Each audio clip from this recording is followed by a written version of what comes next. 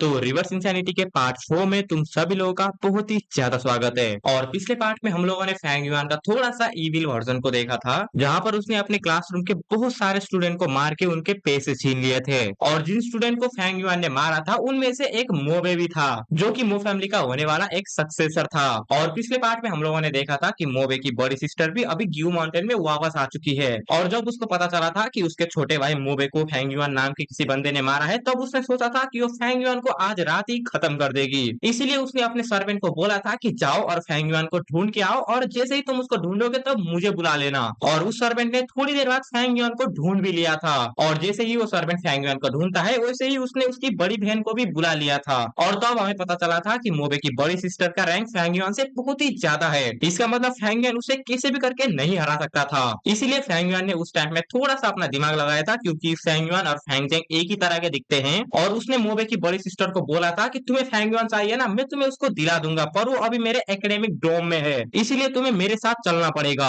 और ये सुनने के बाद मोबे की बड़ी सिस्टर भी फैंग युआन के साथ ही जाती है, और तब उसे पता चलता है कि वही बंदा ही फैंग युआन है। जो देखने के बाद मोबे की बड़ी सिस्टर तो फैंग युआन को वहीं पर ही मार देती, पर फैंग युआन उसको अभी एक रूल बताता है कि कोई भी बंदा एकेडमिक डोम के अंदर नहीं लड़ सकते। इसका मतलब फैंग युआन अभी बच चुका है। और ये देखने के बाद मोबे की बड़ी सिस्टर फैंग युआन को बहुत ही ज्यादा भला बुरा बोलती है, पर फैंग युआन अपने डोम से बाहर बिल्कुल भी नहीं आता। जो देखने के बाद मोबे की बड़ी सिस्टर अपने सर्वेंट को बोलती है कि मैं अभी सोने जा रही हूँ, और तुम इस फैंग युआन के ऊपर नजर रखना कि वो यहाँ से भाग ना जाए, जिसमें वो सर्वेंट भी मान जाता है। और फैंग युआन तो मोबे की सिर्फ बड़ी बहन से डरता था, इसलिए वो बाहर आता है और उस सर्वेंट को मार देता है। और फैंग युआन को ये सब करते हुए वहां के दो गार्ड उसे देख लेते हैं। जो देखने के बाद फैंग युआन अभी सोचता है कि शायद उसको इन दो गार्ड को भी मार देना चाहिए। और तभी वहां पर बहुत सारे गार्ड आ जाते हैं, जो देखने के बाद फैंग युआन इस प्लान को वहीं पर ही ड्रॉप कर देता है। और फैंग युआन ने उस पार्ट के लास्ट में उस लाश को बोला था, ऐसा लगता है कि तुम्हें शायद थोड़ा सा और सफर करना पड़ेगा। और आज का चैप्टर वहीं से शुरू होता है, जहां पर फैंग युआन उस लाश को वहां से लेके जाने वाला होता है। पर तभी वहां का सर्वेंट फैंग युआन को बोलता है, फैंग युआन इस काम को आप हमारे ऊपर छोड़ दो। पर फैंग युआन ये सब देखने के बाद उसे बोलता है, कोई भी जरूरत नहीं है, और तुम सारे के सारे लोग यहाँ से निकल जाओ। और फैंग युआन की ये सब बातें सुनने के बाद एक गार्ड अभी बोलता है कि क्या ये सच में एक 15 साल का बच्चा है? नहीं, ऐसा बिल्कुल भी नहीं हो सकता, ये तो एक मॉन्स्टर है। और फैंग युआन के उस गार्ड को मारने के बाद बहुत ही जल्दी ये सारी की सारी बातें पूरे विलेज में फैल जाती है कि फैंग युआन ने मो फैमिली के एक गार्ड का सर काट दिया। और ऐसा सुनते हुए अभी मोबे बहुत ही ज्यादा डर रहा होता है। उसके बाद अभी हमारा सीन शिफ्ट होता है माउंटेन के एल्डर के ऊपर, जहां पर वो एल्डर अभी फैंग युआन को बोल रहा होता है, फैंग युआन मैं तुम्हें अभी भी पूछ रहा हूँ कि आखिर गाओवान कैसे मरा था, और तुम मुझे बिल्कुल भी लाइटली मत लो।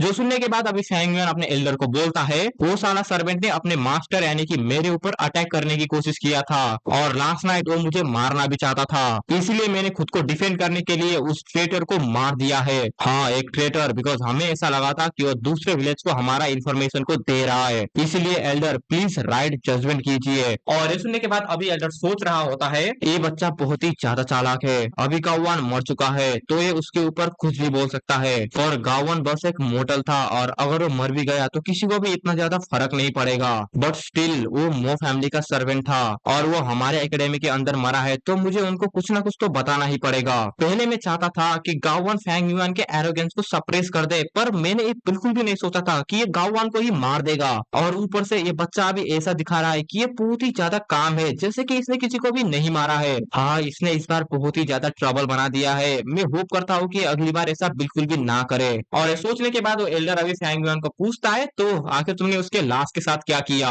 और ये बोलने के बाद तभी हमारा सीन शिफ्ट होता है मो फैमिली के ऊपर, जहाँ पर अभी हम लोग मोबे की बड़ी सिस्टर को देखते हैं, जिसको वो सर्वेंट एक बॉक्स दिखा रही होती है। और सर्वेंट मोबे की बड़ी बहन को बोलती है, फैंग युआन ने सुबह ही इसको हमारे बैक डोर में छोड़ के गया है। जो देखने के बाद मोबे की बड़ी बहन उसे पूछती है कि आखिर इसके अंदर क्या है, जिसमें वो सर्वेंट उसे बोलती है कि आप अपने आप ही देख लीजिए। उसके बाद फिर से हमारा सीन शिफ्ट होता है फैंग युआन के ऊपर, जहाँ पर फैंग युआन उस एल्डर को बोल रहा होता है, वो मोबे की बड़ी बहन गाओवान का सर्वेंट था, तो आखिर आपने सोचा क्या है कि मैं उसके साथ क्या करूंगा? ऑफ कोर्स मैंने उसको मो फैमिली में वापस दे दिया। और अभी हमें पता चलता है कि फैंग युआन ने उस सर्वेंट को काट के उसी बॉक्स में पैक करके मो फैमिली में वापस भेज दिया। जो सुनने के बाद वो एल्डर भी बहुत ही ज्यादा शॉक हो जाता है, क्योंकि फैंग युआन ने कुछ बहुत ही घटिया चीज किया है। और ये सुनने के बाद वो एल्डर भी फैंग युआन को कुछ भी नहीं बोल पाते, इसलिए वो उसे बोलते हैं, तुम्हें समझाने का अभी कुछ भी पॉइंट नहीं है, और तुमने उसको मार ही दिया है, इसलिए अपने पनिशमेंट के लिए रेडी हो जाओ। जिसमें फैंग युआन भी उसे हंस के हाँ बोलता है। उसके बाद हमारा सीन शिफ्ट होता है मोबे की बड़ी बहन, जिसको मैं गाओवान भी बोलूंगा, उसके ऊपर, जहाँ पर वो अभी बहुत ही ज्यादा गुस्से में होती है और वो सोच रही होती है कि वो अभी तो फेंग युआन को मार ही देगी, पर तभी उसका ग्रैंडफादर उसके पैर में पत्थर मार के उसे रोक देता है और उसका ग्रैंडफादर अभी मोबे को बोलता है कि तुम आखिर यहाँ से कहाँ पर जा रही हो,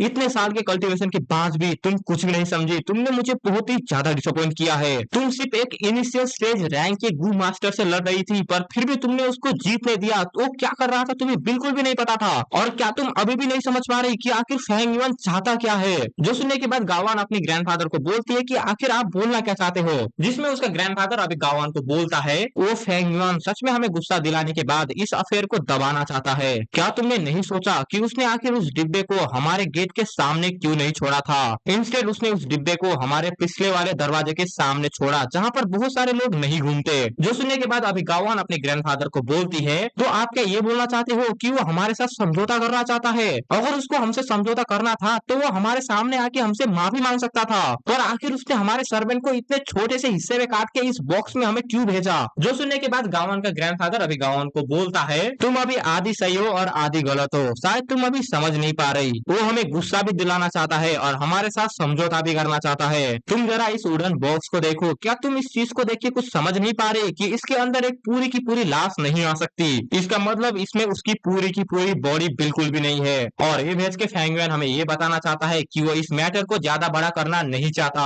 वो चाहता है कि वो इस मैटर को अभी ही दबा दे। और अगर फेंग युआन हमारी फैमिली नेम को मिट्टी में मिलाना चाहता था तो वो उस लाश को हमारे गेट के सामने फेंकता, जिसकी वजह से बहुत सारे लोग उसे देख लेते, जिसकी वजह से दोनों साइड लूजिंग सिचुएशन में आ जाते और सारे लोगों को ये बात पता चल जाता कि हम लोगों ने ही सबसे पहला रूल को तोड़ा था। यानी कि अगर फेंग युआन उस सर्वेंट को मारने के बाद उसकी बॉडी को मो फैमिली के सामने फेंक देता तो सारे के सारे लोगों को ये बात पता चल जाती कि उन लोगों ने एक स्टूडेंट को उसके ही एकेडमिक डोम के ऊपर अटैक करने की कोशिश किया है। और ये देखने के बाद मो फैमिली भी फेंग युआन को खत्म कर देती और क्लैन लीडर भी मो फैमिली को खत्म कर देता। इसीलिए वो मो फैमिली का लीडर बोल रहा है कि अगर फेंग युआन ऐसा करता तो दोनों के दोनों साइड ही अभी लूजिंग सिचुएशन पे होते हैं। उसके बाद मो फैमिली का लीडर और बोलता है इस फेंग युआन ने तुम लोगों को बहला फुसला के अपने एकेडमी के सामने ले गया और उस टाइम पे उसने अपना विजडम को यूज किया, इसलिए तुमने उसको जितना भी प्रोवोक किया उसने उस पे कुछ भी रिस्पॉन्स नहीं किया।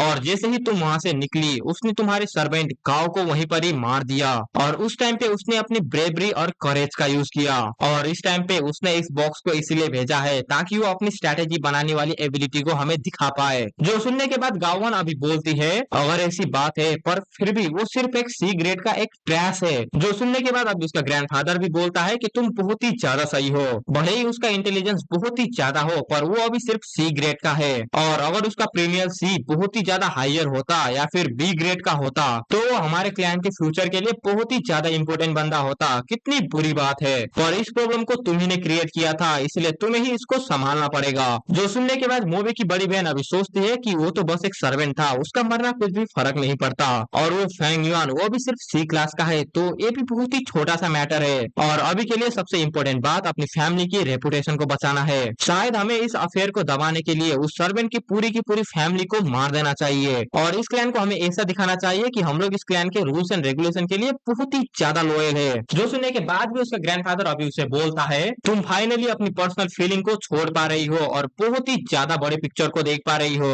और फिर भी तुम्हारे मेथड बहुत ही ज्यादा खराब है। उस सर्वेंट ने अपने मास्टर को ऑफेंड करने की कोशिश किया था इसीलिए उसका मरना तो पक्का था, पर फिर भी वो मो फैमिली का सर्वेंट था इसलिए हमें उसका रिस्पॉन्सिबिलिटी तो उठाना ही पड़ेगा। इसलिए तुम अभी जाओ और फेंग युआन को 30 प्रीमियर स्टोन दो हमारी गलती के कंपनसेट के लिए, और उस सर्वेंट के फैमिली मेंबर को 50 स्पिरिचुअल स्टोन दो और उन लोगों को इस क्लैन से गायब कर दो। और तुमने भी अभी बहुत ही बड़ी गलती की है इसलिए तुम्हें भी पनिशमेंट ऑफ कोर्स मिलेगा, और मैं चाहता हूँ कि तुम फिर से कभी भी फेंग युआन को ऑफेंड मत करना। जिसमें मोबे की बड़ी बहन भी मान जाती है। उसके बाद थोड़े दिन का टाइम स्किप होता है और अभी हमारा सीन शिफ्ट होता है फेंग युआन के ऊपर, जहाँ पर फेंग युआन अभी खाना खाते हुए रेन को देख रहा होता है और फेंग युआन अभी यही सोच रहा होता है कि मोबे की ग्रैंडफादर को शायद ये बात समझ आ गया होगा कि मैंने उस बॉक्स को वहाँ पर क्यों भेजा था, और अगर सब कुछ सही गया तो उनकी फैमिली इसके ऊपर ज्यादा इन्वेस्टिगेट नहीं करेगी और ऊपर से वो मुझे कंपनसेट भी करेंगी। मो फैमिली के लोग वो बहुत ही ज्यादा ताकतवर है और अगर वो किसी तरीके से मुझे पनिश करना चाहे तो मैं वहाँ से बिल्कुल भी नहीं भाग सकता, बट मुझे इसके ऊपर बहुत ही ज्यादा भरोसा है कि वो लोग ये बिल्कुल भी नहीं करेंगे। उन लोगों को ऐसा डर है कि अगर उन लोगों ने क्लैन के रूल्स को ब्रेक कर दिया तो उनको देख के बाकी लोग भी क्लैन के रूल्स को ब्रेक कर देंगे, और ऊपर से उनके ब्लड लाइन में अभी सिर्फ मोबे ही है जो कि उनका मेल डिसेंडेंट है, इसीलिए वो लोग मुझे टारगेट करके इतना ज्यादा बड़ा रिस्क नहीं लेना चाहते। ऑफ कोर्स अगर मेरे पास बी ग्रेड का टैलेंट होता तो वो फैमिली मुझे एक थ्रेट की तरह लेती। इवन अगर उनका फैमिली का रेपुटेशन भी गिर जाता, पर वो लोग मुझे जिंदा बिल्कुल भी नहीं छोड़ते, बिकॉज मैं उनके लिए फ्यूचर में एक थ्रेट हो सकता था। पर स्ट्रेंथ कुछ ऐसी चीज है जिसके ऊपर तुम रिलाई हो सकते हो, पर वीकनेस भी एक ऐसी चीज है जिसका तुम एडवांटेज उठा सकते हो। हम सारे के सारे बस कठपुतलियां हैं, और अगर एक कठपुतले को सारा का सारा रूल समझ आ जाए तो वो इस गेम का मास्टर बन सकता है। हमारे ग्यू फैमिली में मास्टर को किंग की तरह सर्व किया जाता है और सर्वेंट को कुत्ते की तरह, और ये हमारे क्लैन की एब्सोल्यूट रूल है। इसीलिए सेनक्यूर और गाउवान इस चीज से बाहर निकलना चाहते हैं। उसके बाद तभी फैंगयुआन एक बच्ची की आवाज सुनता है, और जब वो उस तरफ देखता है तब वो दो लोगों को देखता है, जहाँ पर एक बच्ची अपने ग्रैंडफादर को रेंजू की कहानी सुनाने के लिए बोल रही होती है। जो सुनने के बाद उस बच्ची का ग्रैंडफादर उसे बोलता है, ठीक है मैं तुम्हें सुनाता हूँ, पर हम लोग आखिर कहाँ पर रुके थे? ओ हाँ, मुझे याद आया, रेंजू ने अपने दिल को होपबू को दे दिया था, बट उस टाइम पे वो बहुत ही ज्यादा बूढ़ा हो गया था। वो इतना ज्यादा बूढ़ा हो गया था कि वो बेरीज को चबा कर भी नहीं खा पाता था। एक ऐसा बंदा जो कि अपने टाइम में बहुत ही ज्यादा ताकतवर था, वो जानवरों को हंट करके खाता था, पर अभी उसके दांत ही चले गए हैं। और ये बोलने के बाद अभी हम लोग होपबू को देखते हैं, जो कि रेंजो को बोल रहा होता है, तुम अभी ही ऐसे बिल्कुल भी नहीं मर सकते, बिकॉज अगर तुम यहाँ पर मर जाओगे तो तुम्हारा हार्ट भी गायब हो जाएगा, जिसकी वजह से मेरे पास कोई भी प्लेस नहीं होगा जहाँ पर मैं रह सकूं। जो सुनने के बाद रेंजो भी अभी होपबू को बोलता है कि आखिर मरना कौन ही चाहता है, बट अगर हेवन यही चाहती है तो आखिर मैं कैसे ना मरूं। जो सुनने के बाद होपबू रेंजो को बोलता है कि तुम ऐसे ही होप को नहीं खो सकते, चारों तरफ देखो, यहाँ पर कुछ ना कुछ होप तो है। एज लॉन्ग एज तुम लॉन्गिविटी गु को पा सको तो तुम्हारा लाइफ स्पैन फिर से बढ़ जाएगा। जो सुनने के बाद रेंजू होपबू को बोलता है कि तुम्हारे लिए बोलना बहुत ही ज्यादा आसान है, और तुम्हें शायद ये पता नहीं होगा कि अगर लॉन्गिविटी गु एक ही जगह पर रहे फिर भी उसको डिटेक्ट करना बहुत ही ज्यादा मुश्किल है, और जैसे ही वो उड़ना शुरू करता है वो तो लाइट की स्पीड से उड़ता है, तो आखिर में उसको कैसे पकड़ सकता हूँ। जो सुनने के बाद होपबू अब रेंजू को बोलती है कि तुम्हारे इस साइड में एक पहाड़ है जिसमें एक केव है, और अगर तुम वहां पर चले गए और वहां पर तुम्हें दो गू मिलेंगे, और अगर तुमने उसको पकड़ लिया तो तुम इस दुनिया में कौन से भी गू को पकड़ पाओगे, इंक्लूडिंग लॉन्गिविटी गू को भी। और ये बोलने के बाद अभी हम लोग रेंजो को देखते हैं, जो कि उसी केव के सामने होता है, और जैसे ही रेंजो उस केव के अंदर जाता है वहां पर कंप्लीट डार्कनेस हो जाता है। रेंजो किसी भी चीज को नहीं देख पाता, उसके शरीर में बहुत ही ज्यादा जगह से चोट लगता है, पर फिर भी वो नहीं रुकता। और थोड़ी दूर जाने के बाद तभी रेंजो उन दो गूओम्स की आवाज सुनता है, जो कि रेंजो को बोल रहे होते हैं, ओ ह्यूमन, तुम हमें यहाँ पर पकड़ने के लिए आए हो ना, प्लीज हम लोग चाहते हैं कि तुम यहाँ से चले जाओ। इवन इफ अगर तुम्हारे पास पावर गू भी होता फिर भी तुम हमें बिल्कुल भी नहीं पकड़ पाते, हम तुम्हारी जान बिल्कुल भी नहीं लेंगे, इसलिए तुम यहाँ से वापस चले जाओ। अगर तुम्हारे पास इंटेलेक्चुअल गू भी होता फिर भी तुम हमें कभी भी ढूंढ नहीं पाते। जो सुनने के बाद रेंजू अभी उन दो गूअम्स को बोलता है कि तुम बहुत ही ज्यादा गलत हो, और गू और इंटेलेक्ट गू ने मुझे बहुत टाइम पहले ही छोड़ दिया, और मैं अभी मरने वाला हूँ, और मेरे पास ऐसी कोई भी जगह नहीं है जहाँ पर मैं जा पाऊँ, बट मैं ऐसे ही गिव अप नहीं करूंगा जब तक मेरे पास थोड़ी सी भी होप बची हो। जो सुनने के बाद अभी वो दो गू को समझ आ जाता है कि रेंजू के पास अभी होप गू है, इसीलिए वो दो गूअम्स अभी रेंजो को बोलती हैं, अच्छा अभी हमें समझ आ चुका है कि तुम्हारे पास अभी होप गू है, इसलिए तुम अभी बिल्कुल भी हार नहीं मान रहे, और अगर ऐसी बात है तो हम तुम्हें अभी एक चांस देते हैं, अगर तुमने जैसे भी करके हम दोनों के नाम को ले पाए तो तुम जो बोलोगे हम लोग वही करेंगे। जो सुनने के बाद रेंजो बहुत सारे नामों को लेता है, पर सारे के सारे नेम गलत थे, और ऐसे ही करके रेंजो बहुत सारे काउंटलेस लोगों के नाम लेता है, पर सारे के सारे नाम गलत होते हैं। और जब रेंजो के पास एक ही लाइफ स्पैन होता है तब वो नाम लेता है रूल्स एंड रेगुलेशन, जो कि उन दो गूवम्स के नाम थे, इसलिए तभी वहां पर बहुत ही ज्यादा रोशनी होता है, और वो दो गूवम्स रेंजो के सामने आ जाते हैं, और वो दो गूवम्स रेंजो को बोलते हैं कि तुम्हारा ऑर्डर क्या है, तुम हमें बताओ कि तुम आखिर क्या चाहते हो।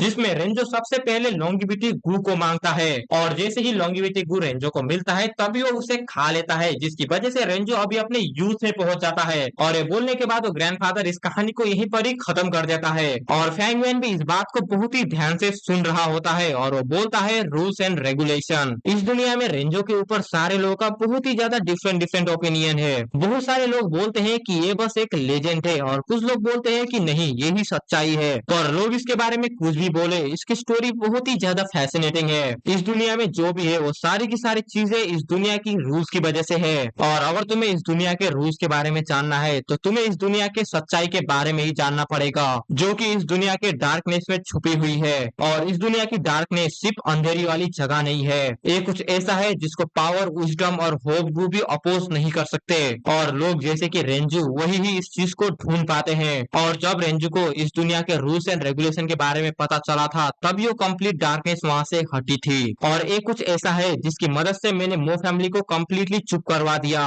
और अगर मैं अभी 500 साल पहले वाला होता तो मैं ये सब चीजें बिल्कुल भी नहीं कर पाता। और ये सब मैं इसलिए बोल रहा हूँ क्योंकि 500 साल पहले आने के बाद मेरे पास अभी मेरा सबसे ग्रेटेस्ट वेपन मेरा नॉलेज है। और नॉलेज का होने का मतलब ये नहीं है कि मैं फ्यूचर में क्या होगा इन सारी की सारी चीजों के बारे में जानता हूँ, बल्कि ये सब कुछ ऐसा है जैसे कि मैं अपने 500 साल पुराने एक्सपीरियंस को और इस दुनिया को कैसे जीते हैं उसको समराइज कर रहा हूँ। और जब मैं इस दुनिया के रूल्स को मास्टर कर लूंगा तब मुझे सब कुछ पता चल जाएगा, बिल्कुल रेंजू की तरह जब उसे रूल्स और रेगुलेशन के बारे में पता चला था। इस दुनिया में चारों तरफ रूल्स है जिसके अंदर लाइट और डार्कनेस आते हैं, और ये डीमन रिवन होने के बाद उस लाइट को अपने फायदे के लिए यूज करेगा। और ये बोलने के बाद अभी हमारा सीन शिफ्ट होता है एक बंदे के ऊपर जो कि अभी बोल रहा होता है, फाइनली मैं ग्यू माउंटेन में पहुंच गया। और ये बोलने के बाद अभी हम लोग ग्यू माउंटेन को देखते हैं जहां पर अभी कैरावेन मर्चेंट सामान खरीदने के लिए ग्यू माउंटेन में आए हुए होते हैं। तो तुमने अभी थोड़ी देर पहले एक बंदे को देखा था ना जो कि बोल रहा था कि हम लोग फाइनली ग्यू माउंटेन में पहुंच गए हैं, तो वो लोग यही कैरावेन मर्चेंट के ही थोड़े से आदमी थे। उसके बाद वो लोग अभी फैंगयुआन के विलेज में पहुंचते हैं और ये बंदा उनका लीडर होता है जिसका नाम जीए फू होता है। और तभी उसको ग्रीट करने के लिए वहां पर ग्यू माउंटेन का एल्डर आता है जो कि उसको बोल रहा होता है, इस बार तुम लोग 1 महीने लेट आए हो तो शायद तुम्हारे लिए ये जर्नी बहुत ही ज्यादा बुरा हुआ होगा। जिसमें वो मर्चेंट भी उस लीडर को बोलता है कि हाँ, थिंग्स बहुत ही ज्यादा स्मूथली नहीं गई थी जिसकी वजह से हमें इस बार बहुत ही ज्यादा डिले हो गया। जिसमें वो क्लैन लीडर उस मर्चेंट लीडर को बोलता है कि कोई बात नहीं, चलो हम लोगों ने तुम्हारे लिए वाइन और खाना रखा है, हम लोग तुम्हें वेलकम करते हैं। और ये बोलने के बाद हमारा सीन शिफ्ट होता है फैंगयुआन के ऊपर जहाँ पर फैंगयुआन सोच रहा होता है एक कैरावेन टीम ये हमारे माउंटेन में 3 दिनों के लिए रुकेंगे और इस टाइम में बहुत सारे लोग उनसे बहुत ही ज्यादा ट्रेड भी करेंगे। और तभी फैंगयुआन एक बंदे को देखता है जो कि अभी इंटीमेट ग्रास को बेच रहा होता है, जो देखने के बाद फैंगयुआन भी सोचता है इंटीमेट ग्रास ये मुझे बहुत ही ज्यादा जरूरत है। इस इंटीमेट ग्रास की मदद से मैं अपने गू के खाने के खर्चे को बहुत ही ज्यादा कम कर सकता हूँ। और 1.5 महीने पहले मैंने मो फैमिली के एक सर्वेंट को मार दिया था जिसकी वजह से फाइन के रूप में मुझे अपने एकेडमी में 30 स्पिरिचुअल स्टोन को देना पड़ा था। पर वो अलग बात है कि मो फैमिली ने मुझे फिर से मेरे 30 स्पिरिचुअल स्टोन वापस दे दिए थे, तो मैंने कुछ भी नहीं खोया। पर उस टाइम से मुझसे 2 स्पिरिचुअल स्टोन किसी ने चुरा लिए थे, इसलिए मेरे पास अभी बस 118 स्पिरिचुअल स्टोन ही है। बट रिसेंटली मैं अपने प्रीमियल एसेंस के 4 दीवार को नर्चर करने की कोशिश कर रहा हूँ, इसलिए मेरा बहुत ही ज्यादा स्पिरिचुअल स्टोन उसी में ही कंज्यूम होता जा रहा है। और अगर मैं इसमें अपने गू को खिलाने का खर्चा और अपने पर्सनल एक्सपेंसेस को भी जोड़ दूं तो मेरे पास अभी बस 98 प्रीमियर स्टोन्स ही बचे हुए हैं। ऑल्दो मुझे इस ग्रास की बहुत ही ज्यादा जरूरत है, पर मैं इसको अभी नहीं लूंगा, मैं इसको बाद में लूंगा। आफ्टर ऑल मुझे अभी बहुत ही ज्यादा इंपॉर्टेंट काम को खत्म करना है। और ये बोलते हुए फैंगयुआन अभी गैम्बलिंग करने की जगह में जा रहा होता है। उसके बाद फैंगयुआन एक जगह पे आता है जहाँ पर बहुत ही ज्यादा स्टोन्स रखे हुए होते हैं, और ये स्टोन्स वही स्टोन्स है जिसके अंदर बहुत ही ज्यादा एक्स्ट्रा ऑर्डिनरी सामान होते हैं जिसकी मदद से तुम कंगाल भी हो सकते हो या फिर बहुत ही ज्यादा मालामाल भी हो सकते हो। और फैंगयुआन अभी हमें उस स्टोन्स के बारे में बताता है वो क्रीचर बहुत ही ज्यादा स्ट्रेंज क्रिएचर होते हैं, वो लोग बहुत ही ज्यादा डिफरेंट शेप्स, फॉर्म या फिर फीस्ट में आते हैं, और उन सारे के सारे गू का खाने का सामान भी बहुत ही ज्यादा अलग अलग होता है। और अगर उन लोगों को खाना नहीं मिला तो ये गू बहुत ही कम टाइम में मर सकते हैं, और ये गू खाने की वजह से ना मरे इसलिए वो लोग खुद को ही सील कर लेते हैं और खुद को हाइबरनेशन स्टेट में डाल देते हैं, जिसकी वजह से जब वो लोग हाइबरनेट कर रहे होते हैं तब उनकी सेल एक लेयर की तरह काम करती है, और जब वो लोग ऐसे खुद को सस्टेन नहीं कर पाते तब वो लोग खुद को ऐसे स्टोन में बदल देते हैं। बट ऐसी सिचुएशन बहुत ही ज्यादा रेयर होती है, बहुत सारे गू तो इसके अंदर ही मर जाते हैं, पर कुछ गू बिल्कुल भी नहीं मरते।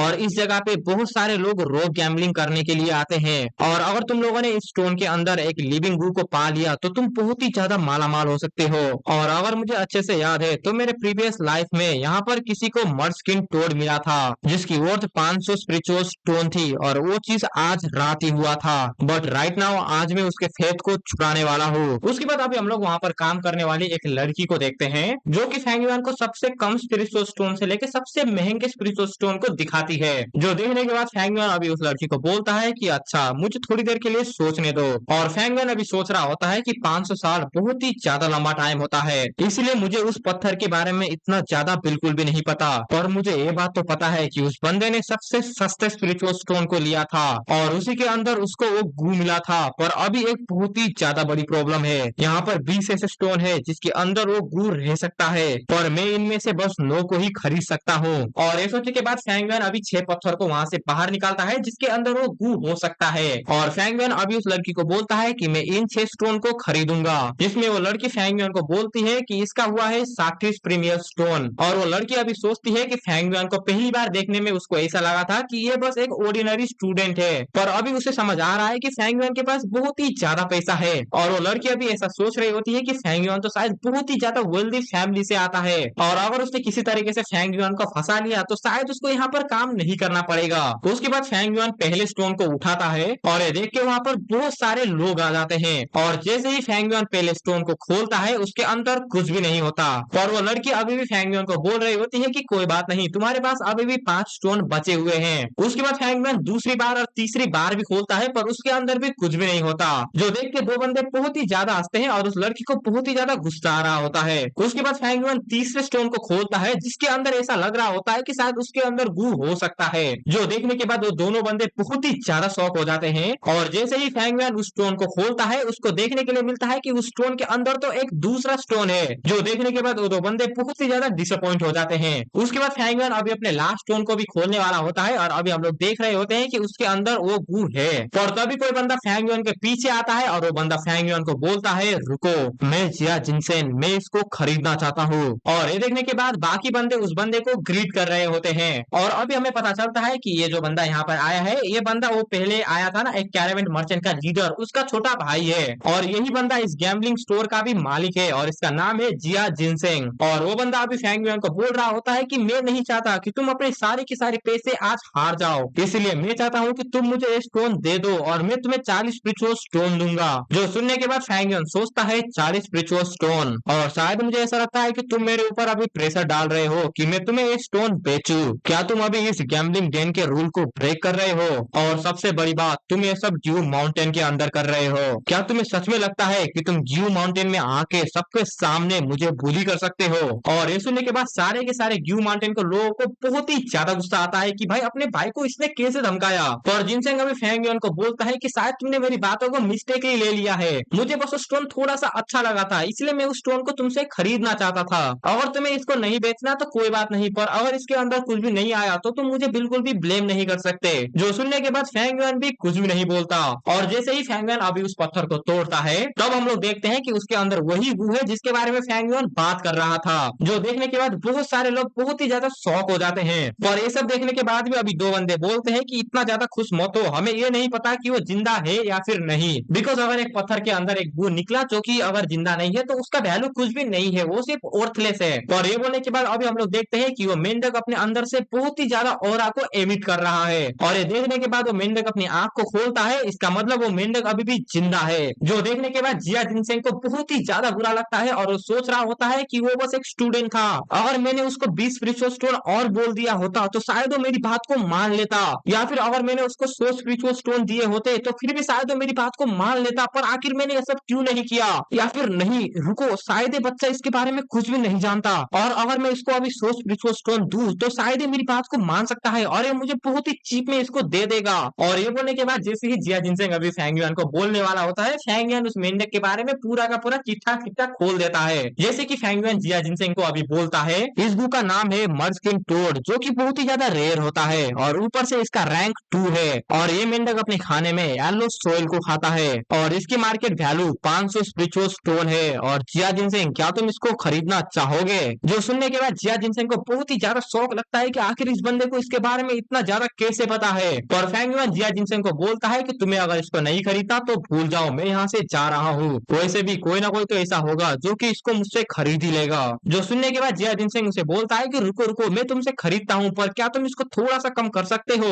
जो सुन के फैंगुएन वहां से जाने वाला होता है, पर जिया जिनसेंग उसे बोलता है कि रुको, मैं तुमसे खरीद लूंगा। और ये बोलने के बाद फैंगुएन वहां से जाने वाला होता है, पर तभी वो लड़की फैंगुएन को बोलती है कि तुमने अभी तक अपना एक पत्थर को नहीं तोड़ा है। और फैंगुएन वहां से चला जाता है, जो देखने के बाद कोई भी कुछ भी नहीं बोलता। उसके बाद अभी हमारा सीन शिफ्ट होता है फैंगुएन के ऊपर, जहाँ पर वो अभी कल्टीवेशन कर रहा होता है। और फैंगुएन अभी हमें बताता है कि उसने उस गू को अपने पास क्यों नहीं रखा, बिकॉज वो टोड अपने खाने में येलो सोइल को खाता है और वो येलो सोइल इस ग्यू माउंटेन में बिल्कुल भी नहीं मिलते। और ऊपर से फैंगुएन के पास इतना ज्यादा ताकत भी नहीं है कि वो एक साथ 3 गू को संभाल पाए। और ये 3 गू जिसके बारे में फैंगुएन बात कर रहा है, वो सबसे पहले तो मूनलाइट गू हो गया, उसके बाद चिनक्यू शिकारा और लास्ट में ए वाला गु, ए मेंढक वाला। और फैंगमैन अभी और बोलता है कि उसका अभी रैंक बहुत ही ज्यादा कम है, इसलिए अगर उसके पास वो गु होता तो कोई ना कोई आके उसको मार के उसे ले ही जाता। इसीलिए फैंगमैन ने उस टाइम पे उस गु को बेचना ही सबसे अच्छा समझा। उसके बाद फैंगमैन अपने लास्ट में बचे हुए पत्थर को भी बाहर निकालता है और उसके अंदर भी फैंगमैन को कुछ भी नहीं मिलता।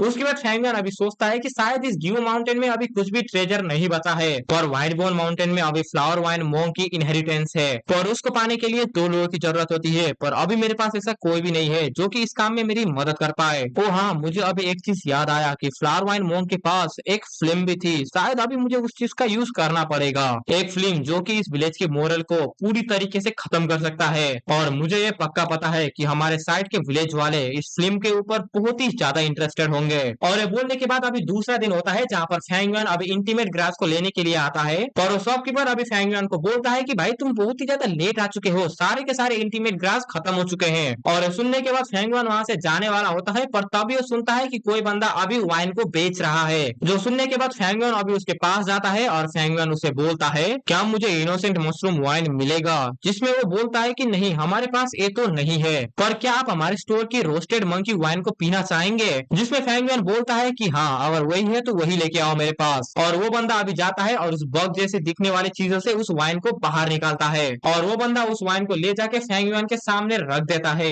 उसके बाद फैंगमैन अपने लिक्विड रोम को बाहर निकालता है, और वो बंदा तो लिक्विड रोम को देखने के बाद बहुत ही ज्यादा शौक होता है, और लिक्विड रोम अभी उस वाइन को पीना शुरू करता है। और मुझे क्या सच में इसको लिक्विड रोम बोलना चाहिए, बिकॉज हमें पता है कि ये लिक्विड रोम नहीं है, ये चिंकू सिखारा है। उसके बाद वो बंदा उस लिक्विड रोम को देखने के बाद अभी फैंगमैन को बोलता है, सर क्या आप मुझे इस लिक्विड रोम को बेचना पसंद करेंगे, क्योंकि मैं बहुत टाइम से इस लिक्विड रोम को ढूंढ रहा था। मैं एक ए रैंक का गू मास्टर हूँ, और ये लिक्विड रोम मेरी कल्टीवेशन को बढ़ाने में बहुत ही ज्यादा मदद कर सकता है। पर फैंगमैन ये सुनने के बाद उसको उसका पैसा देता है और वो वहां से चला जाता है। उसके बाद अभी हमारा सीन शिफ्ट होता है एक बंदे के ऊपर जो कि जिया जिनसेंग से लड़ रहा होता है। वो बंदा अभी जिया जिनसेंग के ऊपर फ्रॉड का आरोप लगा रहा होता है, पर जिया जिनसेंग उसे बोल रहा होता है कि मैंने तुम्हारा कोई भी स्कैम नहीं किया है। जो सुनने के बाद उस बंदे को बहुत ही ज्यादा गुस्सा आ रहा होता है, पर तभी वहां पर जिया जिनसेंग का बड़ा भाई आ जाता है, जो आने के बाद उस बंदे को बोलता है कि आखिर यहाँ पर चल क्या रहा है। जिसमें वो बंदा जिया जिनसेंग के बड़े भाई को सब कुछ बता देता है। जो सुनने के बाद उसका बड़ा भाई जिया जिनसेंग को बोलता है कि ये जो बता रहा है क्या वो सच है, पर जिया जिनसेंग उसको कुछ भी नहीं बोलता और वो वहां से चला जाता है। जो देखने के बाद जिया जिनसेंग का बड़ा भाई उससे माफी मांगता है, और वो उसे बोलता है कि मैं तुम्हें कंपनसेट कर दूंगा।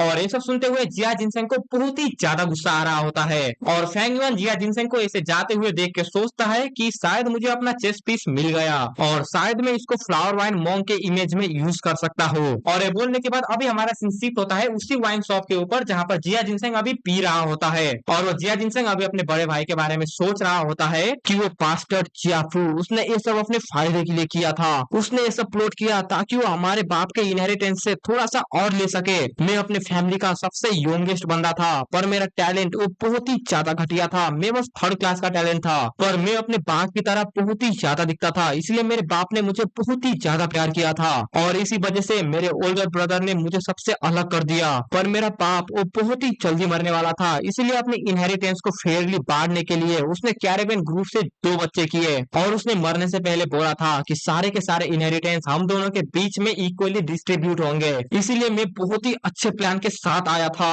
मैं बस चाहता था कि मेरे हिस्से के इनहेरिटेंस मुझे मिल जाए, जिसकी मदद से मैं अपनी लाइफ में सक्सीड हो पाऊं। बट वो साला जियाफू वो मुझे हमेशा सप्रेस करके रखता है, हम दोनों के रैंक में बहुत ही ज्यादा डिफरेंस है, इसलिए मैं उसको बिल्कुल भी रेजिस्ट नहीं कर पाता। उसके बाद तभी फैंगमैन जिया जिनसेंग को बोलता है, तो तुम अपने भाई से छुटकारा पाना चाहते हो? जो सुनने के बाद जिया जिनसेंग अपने पीछे देखता है और वो फैंग युआन को देखता है, जिसको देखने के बाद वो सब कुछ याद कर लेता है कि ये बच्चा तो वही है जिसने उसको वो स्टोन बिल्कुल भी नहीं बेचा था। और फैंगमैन उसके पास आके बैठता है और उसे बोलता है कि मेरे पास तुम्हारे लिए कुछ बिजनेस है, जिसकी मदद से तुम अपने बाप के इनहेरिटेंस में से बहुत ही ज्यादा हिस्से को ले पाओगे। जो सुनने के बाद जिया जिनसेंग अभी फैंगमैन को बोलता है, पर आखिर तुम्हें इसके बारे में कैसे पता? जिसमें फैंगमैन जिया जिनसेंग को बोलता है, जिया फैमिली के बिजनेस ये इतना भी ज्यादा टॉप सीक्रेट बिल्कुल भी नहीं है, इसलिए तुम इससे बाकी लोगों से बिल्कुल भी छुपा के नहीं रख सकते। जो सुनने के बाद जिया जिनसेंग भी सोचता है कि हाँ, इसकी बात तो बहुत ही ज्यादा सही है, और फैंगमैन अभी उसे बोलता है कि मेरे पास एक प्लान है, पर ये प्लान मैं तुम्हें ऐसे ही नहीं बता सकता, बिकॉज यहाँ पर अभी बहुत ही ज्यादा गू मास्टर है जो कि हमारी बातों को सुन सकते हैं। और ये बोल के फैंगमैन जिया जिनसेंग के कानों में अपना प्लान को बताता है। जो सुनने के बाद जिया जिनसेंग को तो बिल्कुल भी भरोसा नहीं हो रहा होता, उसको तो लग रहा होता है कि फैंगमैन को उसके बड़े भाई ने ही भेजा है। पर फैंगमैन अभी जिया जिनसेंग को बोलता बोलता है कि अगर तुम्हें मेरे ऊपर विश्वास नहीं है तो छोड़ो, मैं तुम्हारे भाई के साथ जाके इस प्लान को डिस्कस करता हूँ। और ये सुनने के बाद जिया जिनसेंग फैंग युआन के साथ काम करने के लिए मान जाता है। उसके बाद फैंग युआन जिया जिनसेंग को उसी माउंटेन में लेके आता है जहाँ पर उसको उस ओल्ड मॉन्क की बॉडी मिली थी। उसके बाद फैंग युआन जिया जिनसेंग को उसी क्लिप को दिखाता है जहाँ पर clan leader flower wine monk से माफी मांग रहा था। और ये सब देखने के बाद जिया जिनसेंग अभी फैंग युआन को बोलता है ये सब तो ठीक है, पर मुझे जहाँ तक याद है फ्लावर वाइन मॉन्क के पास एक रैंक 5 का 1000 माइल अर्थ वोल्फ स्पाइडर भी था, जिसके पास एक बहुत ही ज्यादा लार्ज बॉडी था और उसका एबिलिटी था कि वो किसी भी अंडरग्राउंड के अंदर छुप सकता है। और उसी की मदद से फ्लावर वाइन मॉन्क कितनी बार राइटियस पास से भागा था। जो सुनने के बाद फैंग युआन अभी जिया जिनसेंग को बोलता है कि वो ऐसी भी बात है क्या। और जिया जिनसेंग अभी फैंग युआन को और बोलता है कि मैं तुम्हारे विलेज में लास्ट ईयर भी आया था और उस टाइम मैंने इन सारे के सारे लेजेंड के बारे में सुना। मुझे ये बात थोड़ी सी इंटरेस्टिंग लगी, इसलिए मैंने इसमें थोड़ा सा रिसर्च किया और तब मुझे पता चला कि 1000 माइल अर्थवुल्फ स्पाइडर और फ्लावर वाइन मॉन्क वो लोग बहुत ही ज्यादा इनसेपरेबल थे, उनको हम लोग अलग नहीं कर सकते। और मुझे ऐसा लगता है कि शायद इस केव को अर्थवुल्फ स्पाइडर ने ही खोदा था, बिकॉज आखिर क्वीन मो के माउंटेन में जहाँ पर इतना सारा रिच सोइल है, आखिर एक केव कैसे बन सकता है। और लिटिल ब्रदर मुझसे आखिर तुम ये सब चीजें क्यों छुपा रहे हो, जस्ट मुझे बता दो। पर फैंग युआन अभी सोच रहा होता है कि तुम्हारी लॉजिक बहुत ही ज्यादा अच्छा है, पर इस फिल्म के दौरान भी फ्लावर वाइन मॉन्क ने उसको समन नहीं किया था। और या फिर ऐसा हो सकता है कि शायद 4th जनरेशन के लीडर ने उस स्पाइडर को बहुत ही जल्दी मार दिया। जो सुनने के बाद जिया जिनसेंग बोलता है तो फिर ये बहुत ही ज्यादा बुरी बात है यार। पर तभी उस फिल्म में थोड़ा सा गड़बड़ी होता है, जो देखने के बाद जिया जिनसेंग बोलता है कि ये इमेज अभी चेंज हुआ। उसके बाद अभी हम लोग फ्लावर वाइन मॉन्क को देखते हैं, जो कि जिया जिनसेंग और फैंग युआन को बोल रहा होता है, फ्यूचर के लोगों मैं फ्लावर वाइन मॉन्क हूँ और तुम लोग अभी कुछ भी करो पर तुम अभी मेरे सक्सेसर बनने वाले हो।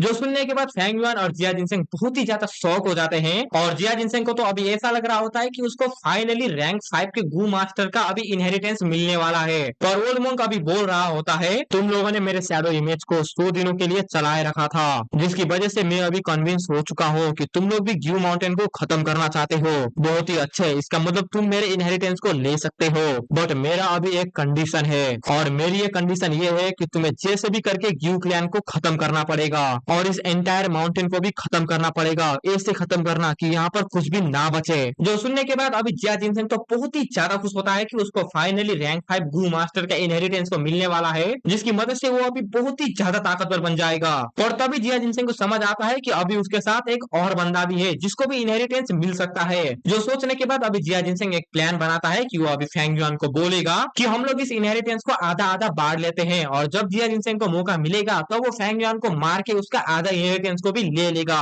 और ये सोचने के बाद जिया जिनसेंग अभी फैंग युआन को ये बात बोलने वाला होता है, पर जैसे ही जिया जिनसेंग फैंग युआन की तरफ देखता है, वो देखता है कि एक मूनलाइट ब्लेड उसकी तरफ आ रहा है। और नेक्स्ट पैनल में हमें दिखाया जाता है कि उस मूनलाइट ब्लेड ने जिया जिनसेंग के मुंह को काट दिया है और तभी फैंग युआन जिया जिनसेंग को मार देता है। उसके बाद अभी हमारा सीन शिफ्ट होता है उन मर्चेंट के ऊपर, जो कि अभी फिर से वापस जा रहे होते हैं और उनको जाते हुए ग्यू माउंटेन को लोग देख रहे होते हैं। उसके बाद अभी हमारा सीन शिफ्ट होता है एल्डर के ऊपर, जहाँ पर अभी एल्डर सोच रहा होता है ये फ्यूचर बहुत ही ज्यादा अनसर्टेनिटी से भरा हुआ है, क्या नेक्स्ट ईयर में हमें इतने फेमिलियर फेसेस देखने के लिए मिलेंगे, तो इधर एक बिजनेस या फिर हमारा विलेज का कुछ काम हो, पर उनके लिए जीना बहुत ही ज्यादा मुश्किल है। उसके बाद अभी हमारा सीन शिफ्ट होता है फैंग युआन के ऊपर, जो भी अभी उन मर्चेंट को जाते हुए देख रहा होता है। उसके बाद फैंग युआन अभी बोल रहा होता है कि आज बहुत ही ज्यादा हेवी रेन हो रहा है, जिसकी वजह से कुछ टाइम के लिए ऑर्डर बेस्ड डिटेक्शन बिल्कुल भी काम नहीं आने वाला और इसका मतलब जिया जिनसेंग की बॉडी कुछ टाइम के लिए तो इनको नहीं मिलने वाला। उसके बाद फैंग युआन अभी हमें बताता है कि अगर जिया जिनसेंग जिंदा होता तो वो जिया जिनसेंग से क्या करवाने वाला था, पर अभी वो मर चुका है तो उसको बताने का कुछ फायदा नहीं है। इसीलिए फैंग युआन अभी लास्ट में बोलता है लाइफ इज वेरी अनप्रिडिक्टेबल, इसीलिए तो लाइफ बहुत ही ज्यादा इंटरेस्टिंग है। और जिया जिनसेंग मैं तुम्हें बिल्कुल भी मारना नहीं चाहता था, पर ये सब मुझे मेरी डेस्टिनी ने करवाया है। और ये बोलने के बाद ये पार्ट यहीं पर ही खत्म हो जाता है। तो आज के वीडियो के लिए बस इतना ही, तब तक के लिए तुम लोग मेरा इन दो में से कोई भी वीडियो जाकर देख सकते हो, मैं तुम लोगों से वहीं पर मिलूंगा and as always good bye.